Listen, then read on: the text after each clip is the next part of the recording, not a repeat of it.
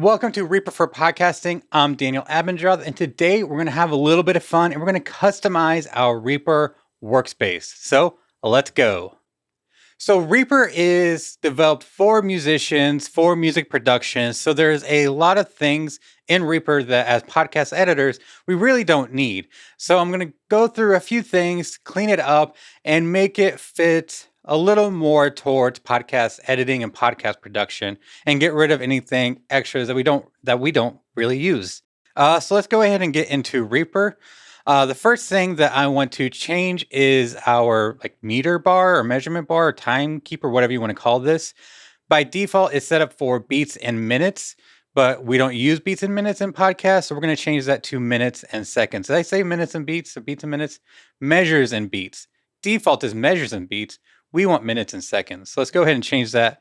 Right click up on the bar, and then down here, you're going to find minutes, seconds, and click that. And now it's all seconds. And then if you scroll out, it'll be minutes. So more geared towards us. The next thing is this toolbar over here. It's got a lot of buttons that I don't need, and I use keyboard shortcuts for a lot of it, or I just don't use it. Like new project, I'm just going to use the keyboard controls. I'm not going to use the metronome. I don't really lock anything. So we're going to customize this and get rid of the items that we're not going to use. So I'm going to show you what I do. Feel free to customize it how you want. But to do that, you just right click in this blank space over here and choose Customize Toolbar. And this gives you all the options that are currently enabled on this toolbar. So let's go ahead and start removing the ones that we're not going to use. So new project, I don't need that. So down here at the bottom, click remove, open project, save project, project settings. I use keyboard shortcuts when I need to use those functions. Same for undo and redo. I don't use metronome. Auto crossfade, I always have crossfades on. I use a keyboard shortcut for grouping. I'm never going to disable that. Enable ripple editing. I will keep that on. And it's a good visual to tell if the ripple editing is on or off. Move envelope points with media items.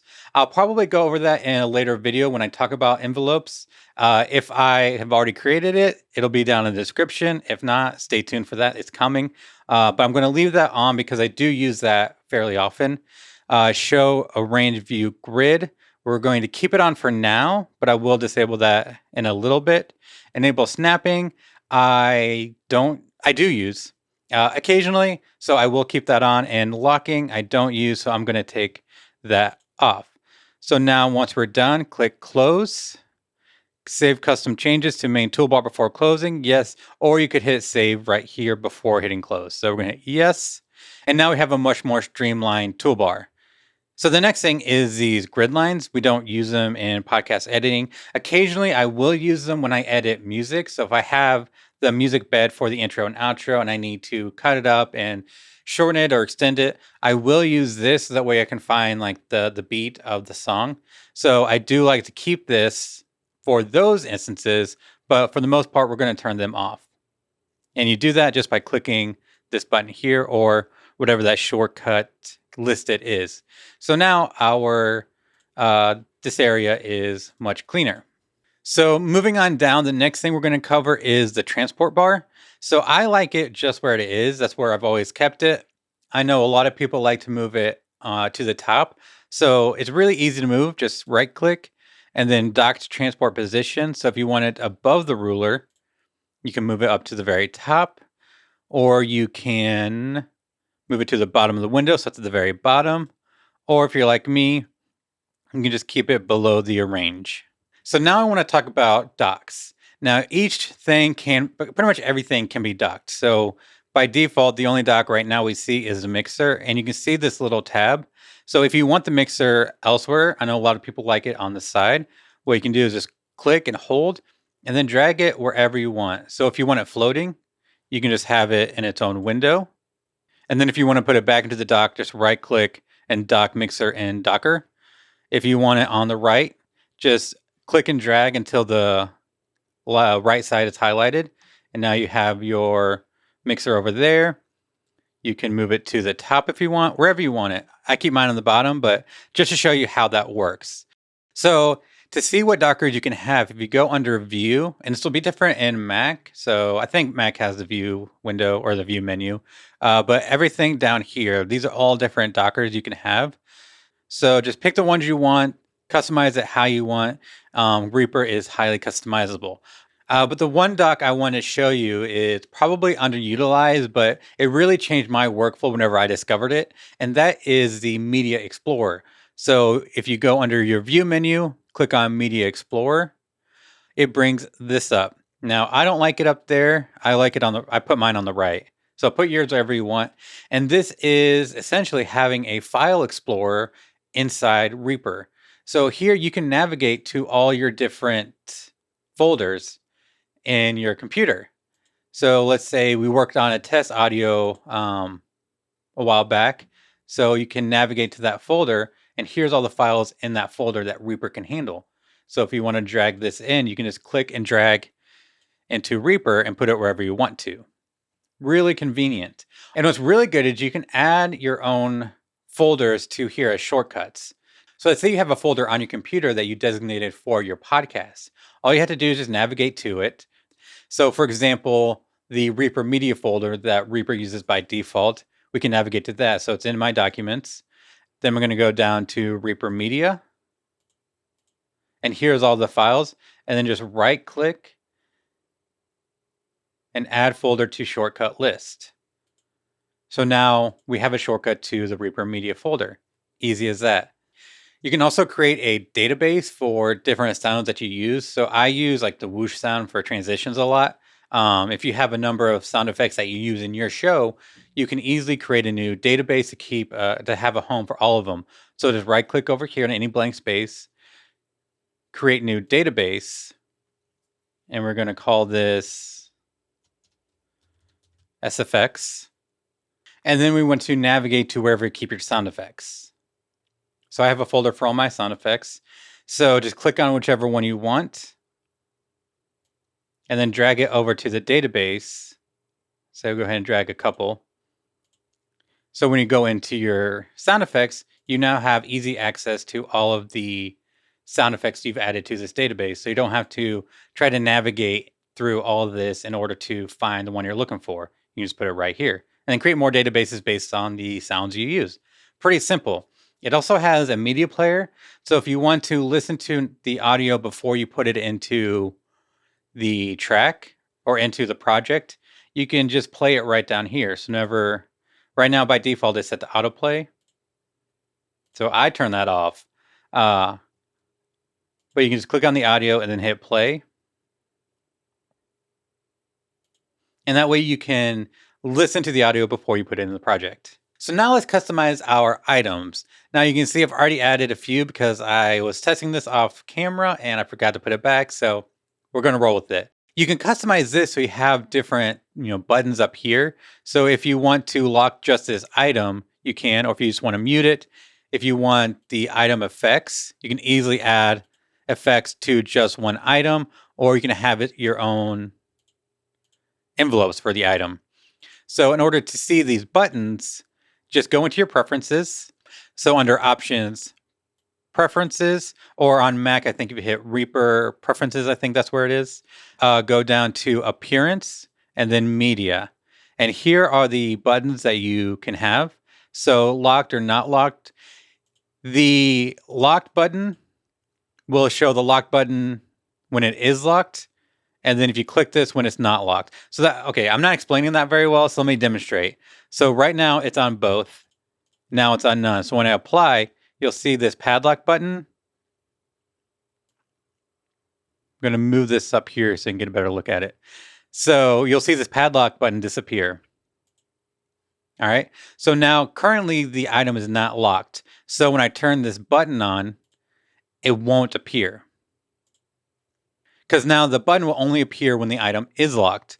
So when I go into the item settings and just double click on the item to pull it up, you click on lock right here and apply, and now it shows up because this will only appear when it's in the locked position. So when I unlock it, it disappears.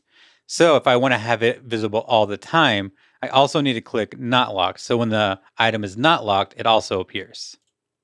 So same thing. So muted, per take effects, the automation envelopes, and notes. I don't have notes on because I don't use notes for the items, but the rest of this I might use at times. And it's convenient to have all these buttons ready whenever you need them. So again, in order to do that, go into your options, preferences, and then under appearance, media, you'll have all these buttons right here. So now we're going to look at the theme adjuster. This isn't with every theme. This is a new feature that I think came out with Reaper 6. So older themes might not have this, but if you go with the default Reaper theme, it will. In order to find it, just go under options and then themes, theme adjuster. And it brings up this menu. Let me just drag this over so we can see the track control, because that's really what I'm going to show you with this. Go through this. There's a lot of things you can customize, but we're going to go under the track control panel and adjust this. So the name size, that's a little bit big for me because I like to keep this pretty compact. So I like to drag this over a bit and have more space on the arrange view. So in order to kind of make this fit, I like to reduce the name size. So I'm going to bring that down just a bit. 80 will work. The volume, I use the knob, but you can change this so that it has a slider and you can adjust the size of the slider. And the rest you can adjust for yourself. Here you can control the size of it. So if you want 200%, you're going to need a lot of space over here to make it fit. I keep mine at 100. You can choose different layouts. So if you want a layout for recording, you can customize it here and then change it to layout B when you go to editing, or layout C for something else. So we're just going to show one layout and customize that. So here's where you can really customize when each item shows up. So you have if mixer is available, if track is not selected, if track not armed, or always hide. So let's go on one. So the track name, we want it to be always visible. So it's never hidden. So it's completely blank here. Same thing for volume. So routing, if the mixer is visible, like it is now, we have the routing buttons on the mixer, but not on track control. If you want to see them in both places, you can turn this off, and now routing shows up on the track control. Let's say you want routing only visible when the track is selected. So we'll need to unhide this and then hide it here. So if the track is selected, it will show up like it is now, but once you click off the track, it goes away. Insert effects, I always want that up here. That's where I go. If you want to use the mixer, because the effects button down here, you can just hide it when mixer is available and clean that up even more. Same thing for envelopes. I use envelopes fairly often, especially when I'm doing the intro and outro and working with music beds. So I want that. You can just kind of work with this. I don't really use pan or width very often, so I'm going to hide that when the mixer is visible. And everything else I'm going to keep the same. So what it means when the mixer is visible, so right now we have the mixer on. If we wanted to hide it, going under view and then turning off the mixer, now some buttons appear. So now we have the pan button that would normally be hidden whenever the mixer is visible. We have the routing button. But if we turn the mixer back on Windows, it's Control M. On Mac, probably Command M. You see they disappear. So the next thing is a mixer control panel. There's really only one thing that I want to change. If you want to customize it even more, here's where you do it. But the one thing I want to do is make this bigger so we can see the effects that we have on each track. In order to do that, we need to extend with sidebar. So we want it to appear both when the track is selected and when the track is not selected. So that way it's always visible. And what this does, if you apply an effects to a track, so I'm going to throw anything on there, it lists it here. So that way, if you ever need to adjust one of your effects, you can just click on the effects and it brings that directly up. So that's all for the theme adjuster. I encourage you to dig deep into this and see where you can customize based on what your needs and preferences are. But that's all we're going to cover right now. The last thing I want to talk about is themes. So Reaper is extremely customizable. People can create new themes for it. They can create new code for it, create new plugins and all kinds of things. They can really dive deep into customizing Reaper. The one thing that I want to cover is themes. So I like to make things look unique and a lot of fun. So let's go find a fun theme for us. So just go to Reaper.fm. Over here, you're going to click on resources and then themes. Now over here, you can find like the Reaper stash and the Reaper extension, SWS, and a whole bunch of things that the community has created for Reaper. So we'll probably cover that more in another video. But for now, we're going to stick with the theme. So click on themes, and that takes you to the Reaper stash and filters it by themes. So just scroll through here and find one that works for you. I know a popular one that was talked about in the Reaper for Podcasting Facebook group is called Hydra. So let's go ahead and install Hydra. So I'm going to do a search, adding Hydra to the search bar, clicking the search button, and we're going to find Hydra. So let's just pick one of the more recent ones. So let's go with December. Hydra IZ. So click on this, and that'll take you to the theme page. And read through this information because a lot of themes will have a lot of customization within them. So feel free to read through this to get more information on it. When you're ready, click on download. And then we're going to navigate to our the folder for themes. So that's going to be wherever you have Reaper installed. So to find that, just go into Reaper under options. You're going to look for the show Reaper resource path and explorer/finder. Click on that, and this will take you to your Reaper extension. So for me, it's on this PC, my Passport F Reaper 2, because that's the current installation that I'm using for this video. So in the download folder, I'm going to go to this PC, my Passport F Reaper 2, and you're going to look for this color themes folder. And then you'll see by default 2 other themes, and you'll know they're Reaper themes because they're called .reaper theme zip, just like our Hydra. So once you're in the folder, click save, it'll download, and then once it's downloaded, it's ready to use. You don't need to refresh or anything. So in order to activate this theme, you go to options, themes, Hydra IZ Lighter, click on that, boom. And now we have something that looks nothing like the default theme. We got some orange and green. All the icons are different. A lot of fun. So dig into the Reaper stash and find themes that work for you. So just to demonstrate the theme adjuster, because I don't think this one uses it. So we're going to go back into the theme adjuster. Yeah, so the basic ones are here, but you can't control anything else. So you're kind of stuck with whatever icons the theme creator decided to put up here. So I'm going to go ahead and change it back. That way it looks a little bit more familiar to anybody who's watching this. Back to the default. So the last thing that I want to adjust is the play rate speed. Not the speed, but the pitch. So whenever you speed something up in Reaper using this play rate button here, you speed it up, it's going to sound like really high pitched and squeaky like a chipmunk. I talked about how to fix this in another video, but in order to be able to speed it up and not lose and preserve the pitch, just right click down here, preserve pitch and audio items. So that way, whenever you're listening back, it's going to sound normal, just faster. And I think that's everything I'm going to cover in this video for customization. The last thing you need to do in order to make sure these stick. So for example, I'm going to create a new project just to show you. So Control-Alt-N or whatever it is for Mac. We don't need that. So if you see, this is no longer turned on. The ruler still has the beats and measures. Not what we want. We want to make sure that this is saved every time, or this is saved for every project. So all you have to do is go under File and click Project Settings, or Alt-Enter on a PC, whatever the shortcut is on a Mac. Click on that. Here are some other ways you can customize it. We're not going to worry about this now, but all you need to do is click on Save as Default Project Settings. So now when we create a new project, you see the ruler is in minutes and seconds, and the pitch is preserved. And also the play rate was set to 1.43. We don't want that. So let's go ahead and save those again. All right, so now every time you create a new project in Reaper, it's going to use these same settings. All right, well, that's all I have for you this time. If you have any questions about what we talked about today, or if you have topics you want me to discuss, leave a comment down below and I will definitely get back to you.